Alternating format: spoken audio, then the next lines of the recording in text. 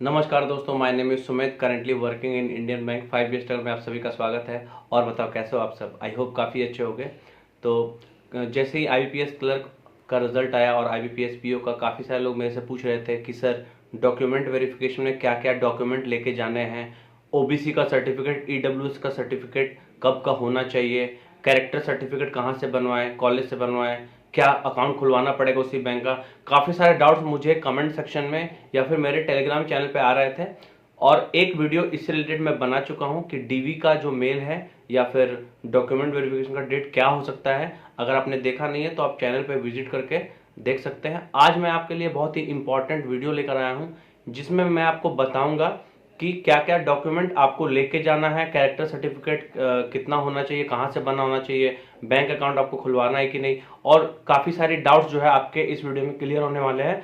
लेकिन आगे बढ़ने से पहले अगर चैनल पर नया हो तो चैनल को सब्सक्राइब करना, वीडियो अच्छा लगे तो लाइक करना, दोस्तों के साथ शेयर करना, और अगर मेरे साथ जुड़ना चाहते हो तो टेलीग्राम चैनल का लिंक डिस्क्रिप्शन में दे दिया है। काफ़ी सारे लोग जुड़े हुए हैं, मैं उनको गाइड भी करता रहता हूँ कि कैसे आपको बैंक की तैयारी करनी है, सिलेक्शन कैसे लेना है और ज्वाइनिंग के बाद कैसे काम करना है। ये सारी चीज़ें मैं आपको बताता रहता हूँ।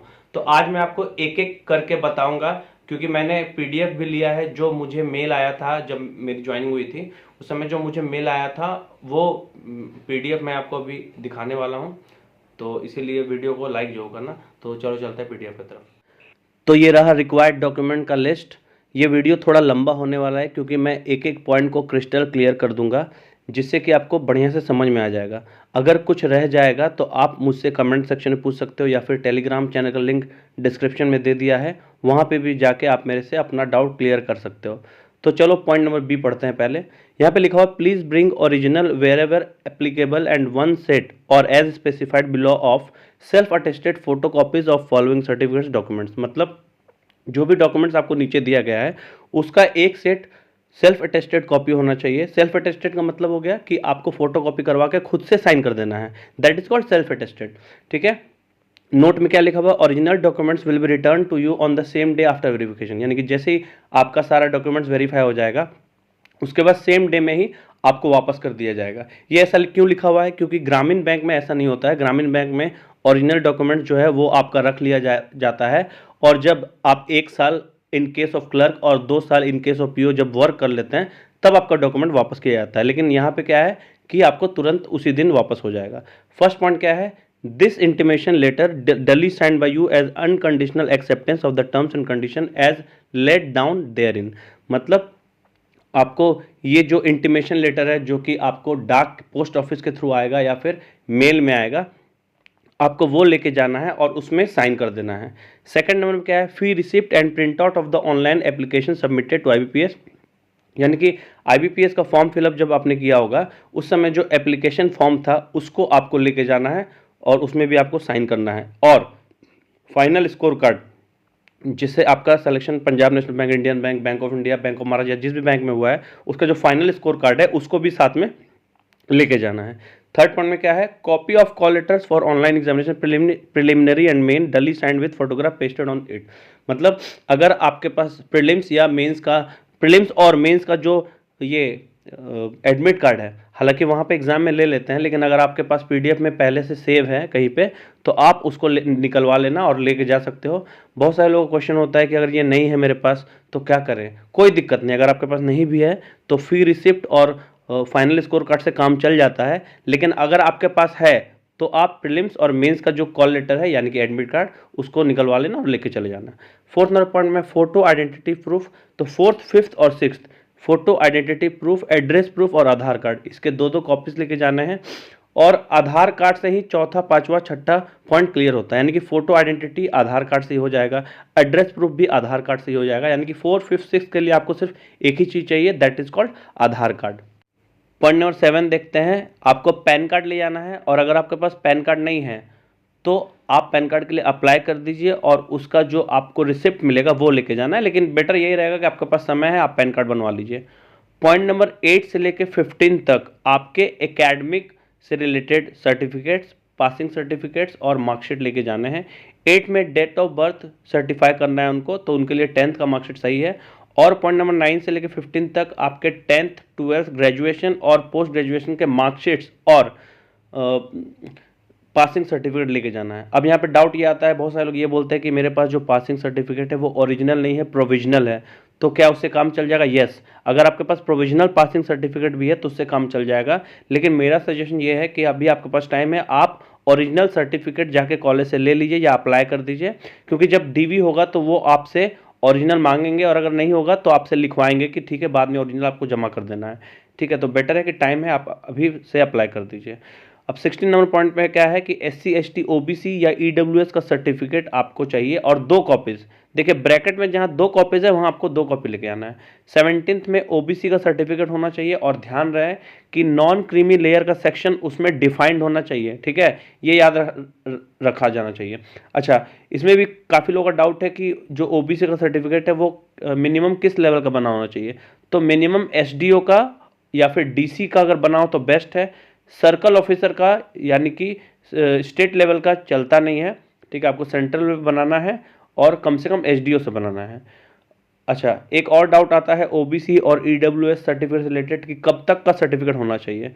तो आप ये याद रखिए कि जिस दिन आपका DV है उसके विदिन 1 ईयर होना चाहिए। जैसे कि मान लीजिए अगर आपका DV 25 अप्रैल 2024 को है मान लीजिए, तो 26 अप्रैल 2023 तक से बना होना चाहिए उसके बाद से, यानी कि 26 अप्रैल 2023 से लेके 25 अप्रैल 2024 के बीच का जब भी होगा तो चल जाएगा। 18 में EWS का सर्टिफिकेट लेके जाना है।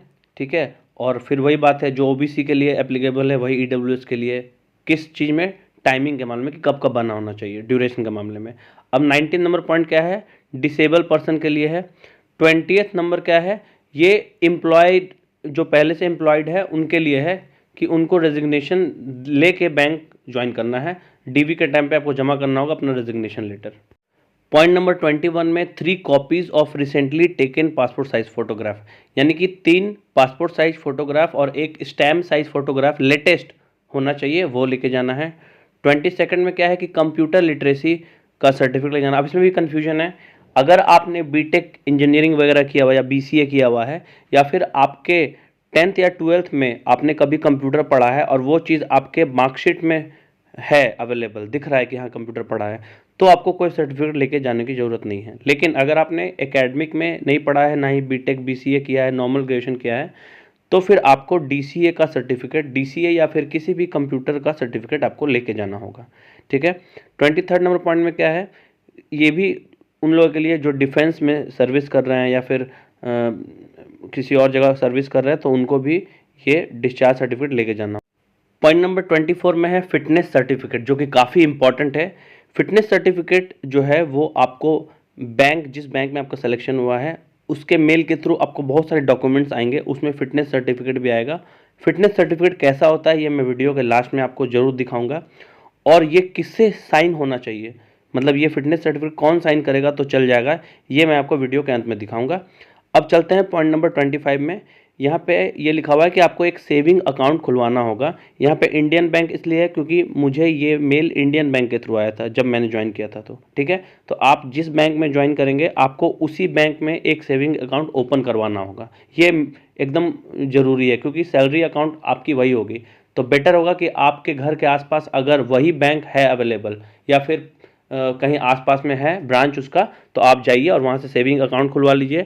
साथ में चेकबुक और पासबुक जरूर ले लीजिएगा क्योंकि वो बहुत काम आने वाला है। ठीक है, उसके बाद पॉइंट नंबर 27 में है कि कोई भी अदर डॉक्यूमेंट जो बैंक को रिक्वायरमेंट होगा वो आपसे ले सकती है। ठीक है, ये पॉइंट नंबर C है। यहाँ पे लिखा हुआ है कि ये जो मेंशन डॉक्यूमेंट्स है नीचे, ये आपको indianbank.in के वेबसाइट में मिलेगा। यहाँ पे इंडियन बैंक है इसलिए indianbank.in है। अगर आपका bank of India, Punjab national bank या किसी और बैंक है तो वो बैंक के वेबसाइट में आपको ये सब डेटा, ये डॉक्यूमेंट्स मिलेंगे, आपको वहाँ से डाउनलोड करना है और फिर आपको वो डेटा को भर के ले जाना है। पहला क्या है? बायोडेटा। बायोडेटा में आपका पूरा डिटेल्स भरना है, वो आपको बैंक के साइट में मिलेगा। टेस्टिमोनियल्स, ठीक है, टेस्टिमोनियल्स मतलब आपको 2 लोगों से साइन करवाना होगा, 2 विटनेस से, आपके आस पड़ोस के लोग से, कि आपका जो व्यवहार है वो सही है, ये सब। उसके बाद अटेस्टेशन फॉर्म आएगा, उसके भी 2 कॉपीज आपको भरने हैं। 4th नंबर पे क्या है? Service joining sheet, service sheet, declaration of Fidelity and secrecy. ये सारे आपको वेबसाइट में मिल जाएंगे, इसलिए टेंशन नहीं लेना है। D नंबर पॉइंट में क्या है? NPS form. NPS क्या होता है? जब आपको सैलरी मिलती है तो कुछ पोर्शन जो है वो कट के NPS अकाउंट में चला जाता है। उसका अकाउंट आपको ऑनलाइन खुलवाया जाएगा, और ऑनलाइन कैसे खुलता है ये आप गूगल कर लेना। पहले से जानकारी रख लेना, ताकि वहाँ पे जब आप जाओगे तो आपको दिक्कत नहीं हो, आप आराम से खोल लो, ठीक है। उसके बाद और नीचे क्या लिखा हुआ है, get chequebook facility in the Indian bank या अदर बैंक सेविंग अकाउंट। ये अच्छा, आप सेविंग अकाउंट खुलवाओगे तो मैंने पहले ही बोला है कि आपको चेकबुक और पासबुक जरूर ले लेना है, वो भी आपको काम आएगा। Register for NPS plan online under all citizen model at the website of NSDL. जैसा मैंने आपको बताया कि ऑनलाइन आपको एनपीएस अकाउंट खुलना है, जहाँ पे प्रान नंबर मिलेगा, तो गूगल कर लेना, आपको सारी चीज़ें समझ में आ जाएगी। तो ये सारी चीज़ हो गई है, बस एक चीज़ जो रह गया है वो है फिटनेस सर्टिफिकेट, वो मैं आपको दिखाता हूँ। तो ये रहा फिटनेस सर्टिफिकेट। यहाँ पे आप देख सकते हैं लिखा हुआ है to be obtained from banks, doctor और any registered medical practitioner having MBBS degree और more qualified and acceptable to the bank. यानी कि ये जो फिटनेस सर्टिफिकेट आपको बैंक के थ्रू वेबसाइट पे मिलेगा, उसको आपको डाउनलोड करना है और उसके बाद अपना टेस्ट वगैरह करवा लेना है, मेडिकल करवा लेना है, ठीक है। और ये फिटनेस सर्टिफिकेट फिर आपको कम से कम एमबीबीएस डिग्री होल्डर डॉक्टर या फिर मेडिकल ऑफिसर से आप साइन करवा लेना। तो ये पहला पार्ट है, थोड़ा बड़ा है इसलिए मैंने 2 पेज में लिया है। यहाँ पे आप देख सकते हैं हाइट वेट वगैरह, केजीज़ में मेजरमेंट वगैरह, ये सारी चीज़ें, एक्सरे चेस्ट, ये सारा जब आप करवा लेंगे अपना टेस्ट हॉस्पिटल से, उसके बाद ये सब आपको फिल करवाना है। और ये रहा सेकंड पार्ट। यहाँ पे जितने सारे टेस्ट लिखे हुए हैं, ये सारे टेस्ट आपको मेडिकल के टाइम पे करवाने होंगे, अभी नहीं करवाना है, जब आपको ये मेल आएगा तभी करवाना, ठीक है। और यहाँ पे आप देख सकते हैं डॉक्टर का सिग्नेचर, नीचे में नाम वगैरह, क्लिनिक एड्रेस, ये सब सारा वो डॉक्टर ही कर देंगे। और आई होप सारी चीज़ें मैंने अच्छे से बताया है। अगर कुछ रह गया होगा तो कमेंट सेक्शन में या टेलीग्राम चैनल में ज़रूर पूछना। और कैसा लगा वीडियो ये कमेंट सेक्शन में बताना। अगर इन्फॉर्मेटिव लगा हो तो चैनल को सब्सक्राइब जरूर करना, लाइक करना और दोस्तों के साथ शेयर जरूर करना, क्योंकि मेहनत बहुत लगता है वीडियो बनाने में।